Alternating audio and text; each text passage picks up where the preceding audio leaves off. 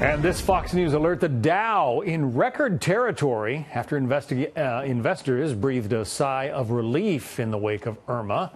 This as some airports in Florida are reopening, and the national average price of a gallon of gas stands at $2.66 a gallon for regular. Dave Sampson joins me now to talk about the economic recovery after the storms. He was former Deputy Commerce Secretary for President George W. Bush, also the President and CEO of Property Casualty Insurers Association of America. It's hard, David, for me to believe that Wall Street is actually relieved by what happened after Irma. It looks like such a mess in Jacksonville all the way down to the Florida Keys.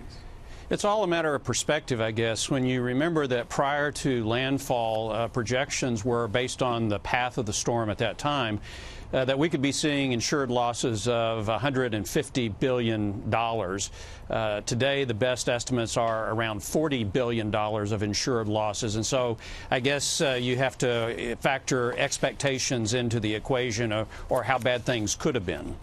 The market doesn't like uncertainty, and the uncertainty of an oncoming hurricane well, sends the market into a tailspin.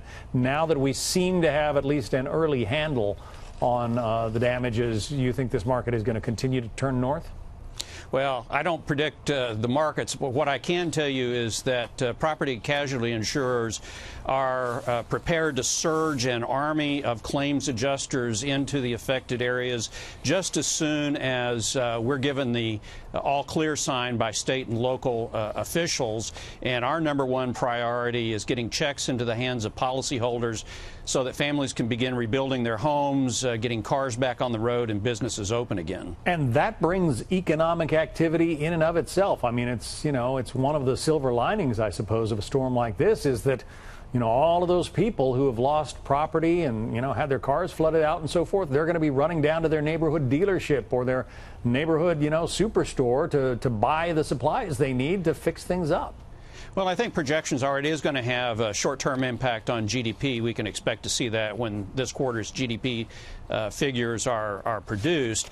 But there will probably be a spike in a number of areas in construction-related businesses and home furnishings, as well as in automobiles for a while. But certainly the dislocation caused by two historic storms, Harvey and Irma, are not something that are going to have a net positive impact on the U.S. economy. Yeah, what about the refinery capacity in the wake of Harvey in particular? I mean, gas prices spiked after that. Is that a situation that's been pretty well dealt with now?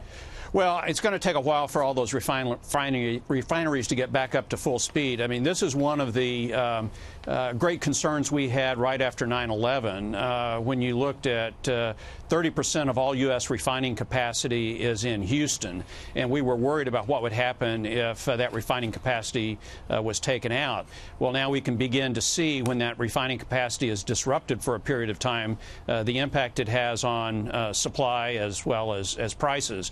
But this is a situation where they will get those refineries back up and running.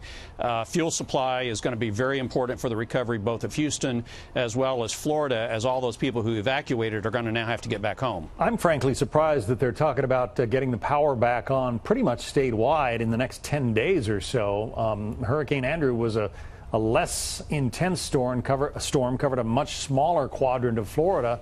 And it took 10 days at least to get all the power back on after that storm that only crisscrossed the state. This one mowed all the way up to the north from the south.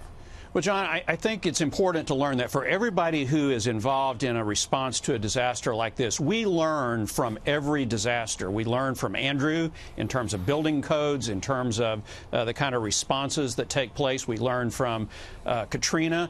And so all of those learnings are built into everyone who has to respond. And I think you're also going to see one of the largest deployments of electrical company linemen. There are inter-service agreements with states all across the country, and other companies will be surging repair crews into Florida to help get that back up and running. And should people who are insured, should they expect their company, their insurer, to pretty much write them a check on the spot?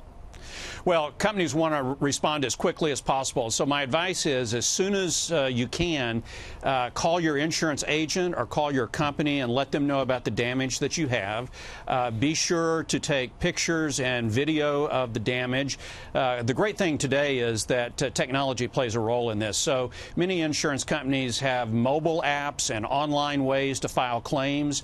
For the first time in a major disaster, you're going to see companies, insurance companies that will be using drones to help survey damage. All of that is going to speed up the process of getting checks into the hands of policyholders. David Sampson is the president and CEO of the Property Casualty Insurers Association of America. You're going to be a busy man in the days ahead. David, thanks very much. Thanks, John.